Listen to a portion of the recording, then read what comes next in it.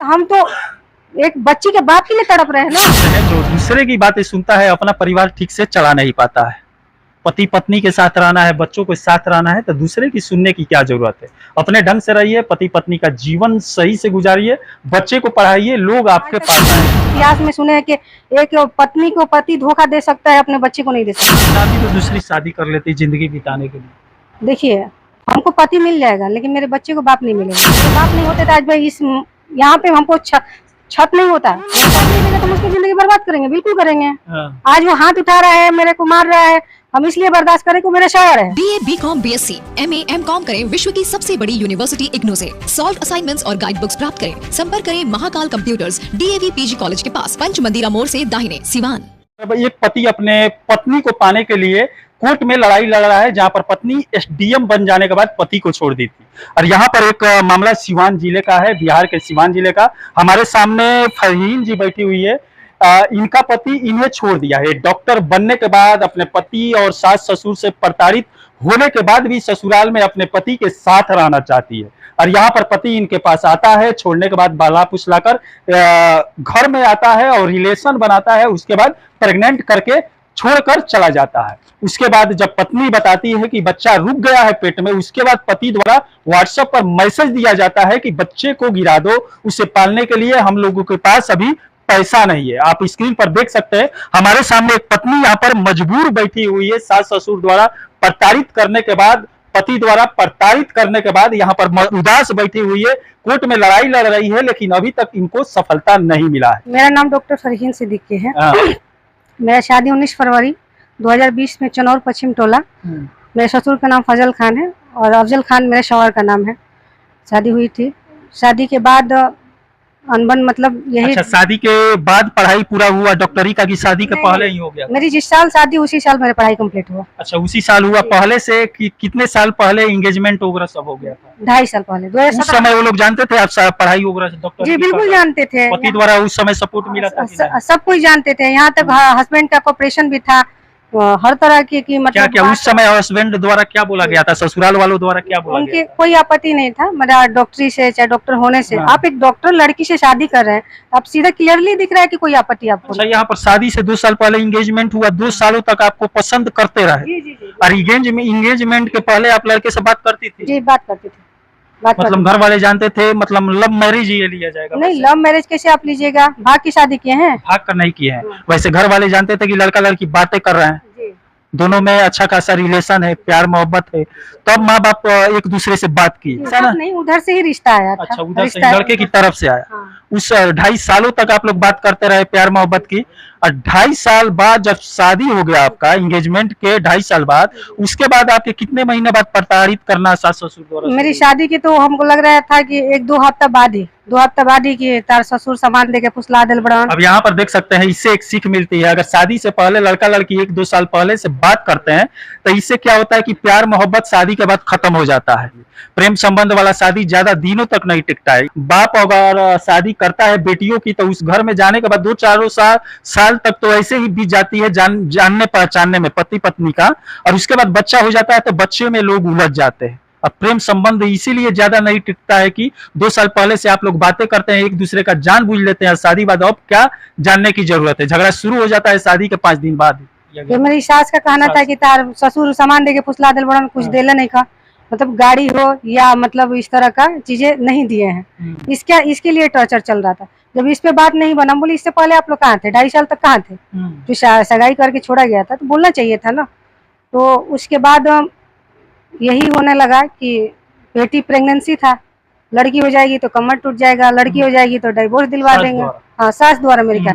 मेरी ननद बोलती थी मेरे बच्ची हो जाने के बाद कि बेट बबनी तुम कहाँ जाओगी, तुम यहीं रहोगी, पापा की एक और शादी होगा पापा की मर्जी से। ये शादी किसकी मर्जी से हुई है? कोई भी अरेंज मैरिज हो या लव मैरिज, विदाउट दोनों बच्चों के मैरिज, सहमति के मैरिज नहीं होता है।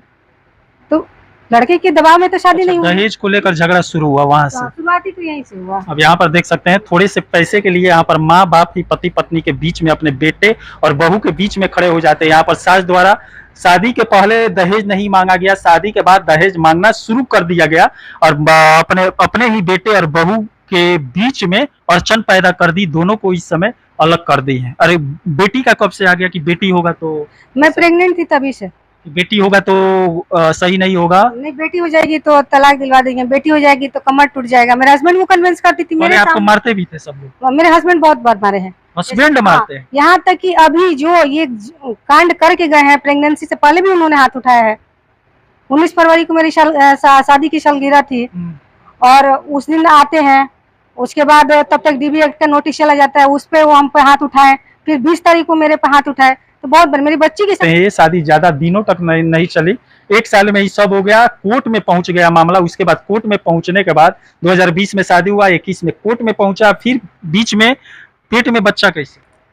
मेरे शौहर आए थे 2023 में 9 जनवरी को आए थे मेरे क्लिनिक पे, जहां हम रूम लेके रहते हैं किराए के मकान प्रैक्टिस करती है जहाँ? जी जी वहाँ पे आए, बहुत लोग उनके तरफ से आया था, कॉम्प्रोमाइज की बातें हुई, तो हम बोले कि ठीक है आप जाइए, जब सब कुछ हो जाएगा तब आइएगा रंग। मेरे हस्बैंड रिक्वेस्ट करने लगे कि नहीं मेरा कोई लाइफ नहीं है, बहुत तरह की बात। लेकिन मेरे हस्बैंड इंडिया में 20 दिन पहले आए थे, खगौड़ा में सगीर खान के घर पे छुप के रह रहे थे 20 दिन तक। 20 दिन बाद वो मेरे पास सामने आए, कि उससे पहले वो लोग पूरा प्रयास किया था बेल होने का।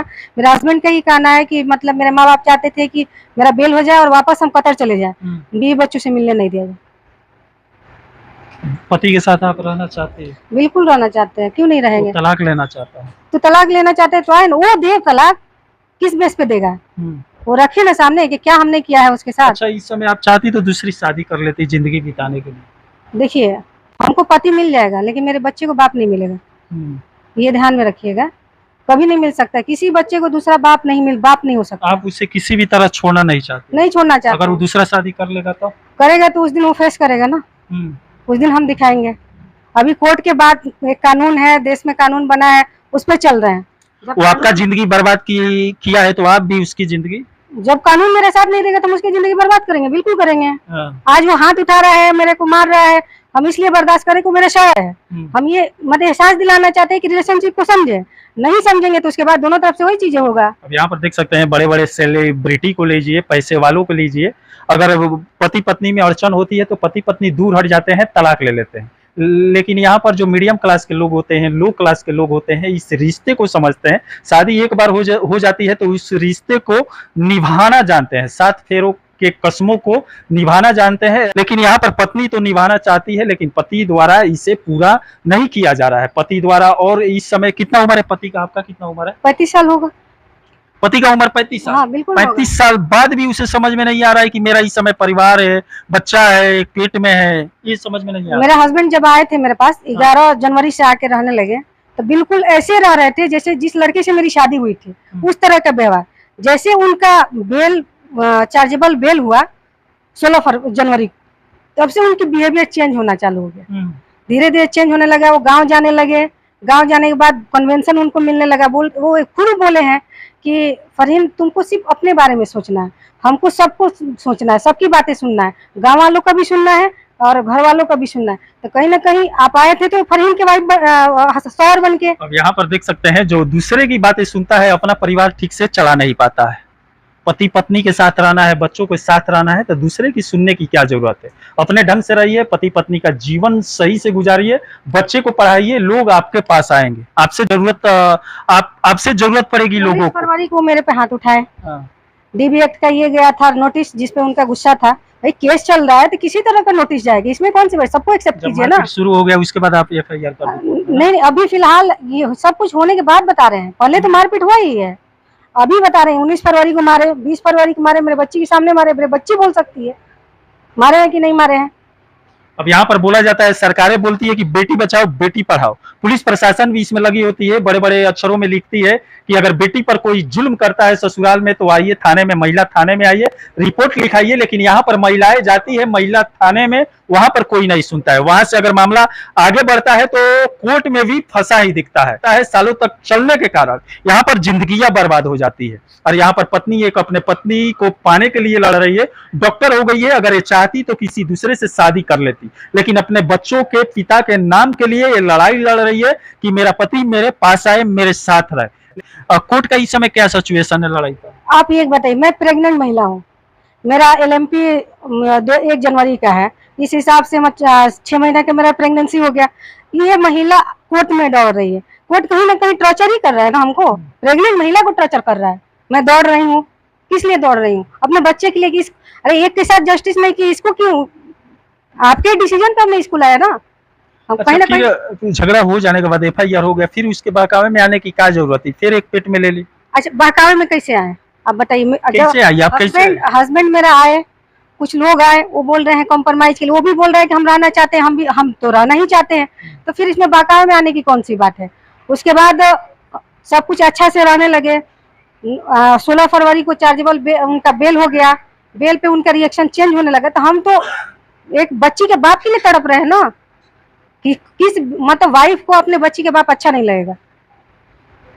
हमको अच्छा लगा, हमने मौका दिया। मेरे शौहर अपने बच्ची के साथ नहीं रहे थे, कम से कम हम तो जानते, आज तक यही इतिहास में सुने हैं कि एक पत्नी को पति धोखा दे सकता है, अपने बच्चे को नहीं दे सकता है। लेकिन मेरे पति ने तो अपनी ही बेटी के साथ खेल दिया, किसी और की बेटी के साथ क्यों नहीं खेलेगा? आप उसका प्यार पाने के लिए उसके बहकावे में आ गए कि कहीं ये भी आज भर मेरे साथ रह रहा है, कहीं इससे भी उसका मन कहीं बदल जाए। नहीं, एक मेरी बच्ची से अट्रैक्शन हो, हमने इसलिए बच्ची के लालच में, एक बच्ची के बाप के लालच में हमने उसको मौका दिया कि बच्चे से मेरा अट्रैक्शन होगा, शायद इसमें इससे भी समझ में आए। अभी तक माँ बाप के कन्वेंशन पे थे, 2 साल 2 महीने पे मेरे शौहर आते हैं, जो मेरे शौहर का 1 साल पे छुट्टी बनता है, वो कभी भी चाहे तो 1 साल पे आ सकते हैं। लेकिन मेरे सास का कहना था कि देखते हैं उसको आने ही नहीं देंगे, वो क्या करती है। लेकिन 205 के पिटीशन खारिज हुआ तब मेरे शौहर इंडिया आए थे। अच्छा, वो जब इस समय कहाँ है? अभी वो कतर में है। कतर में कितना महीना हो गया? 24 फरवरी को यहाँ से गए हैं। 21 फरवरी की ये लोग प्लानिंग बनाया, 19 को आए, मारपीट किए, 20 को मारपीट किए मेरे साथ, पूरा मतलब दबाव। हाँ, सिवान में मेरे रूम पे पूरा दबाव बनाया, ताकि फैमिली से कंप्रोमाइज नहीं हुआ था, मेरे शौहर से कंप्रोमाइज हुआ था, जिस आधार पे इनका बेल मिला था, चार्जेबल बेल मिला था। मेरा देवर सऊदी में है, वो जब तक प्रेजेंट नहीं होगा, उनका बेल कंप्लीट नहीं होगा, तब तक किसी इंसान को मौका देना चाहिए। हमने यही सोच के मौका दिया था कि हो सकता है इस बीच में रिलेशनशिप का अहमियत समझ में आए, बच्ची की अहमियत समझ में आए। एक बेटी के लिए बाप का क्या अहमियत होता है। आज मैं बेटी हूँ, मेरे बाप नहीं होते तो आज मैं इस यहाँ पे हमको छत नहीं होता मेरे सर पे, कहीं बैठने का हमको मौका नहीं मिलता, और आज हम पढ़े लिखे नहीं होते तो आज अपने बच्ची को नहीं पाल पाते। यहाँ पर देख सकते हैं पति और पत्नी और अपने बच्चों का अहमियत नहीं समझता है। जब हवस उसके अंदर जागता है तो पत्नी को बहकावे में लेकर उसके पास आ जाता है। लेकिन अब आएगा तो क्या करेंगे? अब तो ये कोर्ट के डिसीजन पे जो होगा कोर्ट। मान लीजिए एक बीच में कोर्ट में ही फैसला चल रहा था, उस समय बहला फुसला कर आपके पास आया, प्रेग्नेंट करके चला गया, फिर अगर आया विदेश से यहाँ पर, फिर उसको मन किया, फिर अब बात आ गया है। हम भी इतने मतलब बेवकूफ नहीं है।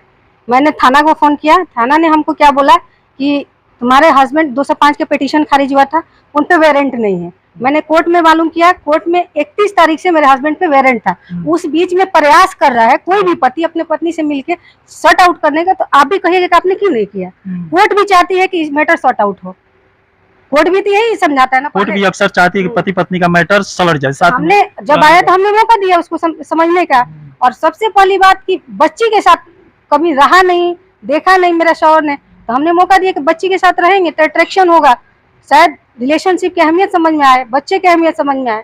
लेकिन उस बंदे के अंदर ऐसा कुछ नहीं है। शैतानी दिमाग है, शैतानी दिमाग के अक्सर ये सब नहीं आता है कि बच्चे भी है, पत्नी भी है, इन लोगों को खर्चा भी लगता है। इस समय विदेश में कमा तो रहा है, लेकिन यहाँ पर पेट में भी देकर चला गया है, एक बाहर भी देकर चला गया है, वो भी 3 साल की 3 साल को 28 नवंबर को 3 साल की हो गई है। लेकिन उन लोगों के लिए यहाँ पर खर्चा नहीं देता है। यहाँ पर डॉक्टर साहिबा अगर पढ़ी लिखी नहीं होती, इनके बाप अगर मजबूत नहीं होते, तो शायद इस समय खर्चा नहीं उठाती, एक एक पैसे के लिए मोहताज हो जाती। अब चलिए, इसी के साथ मैं मनिंदर सिंह, दबंग 24 से, धन्यवाद।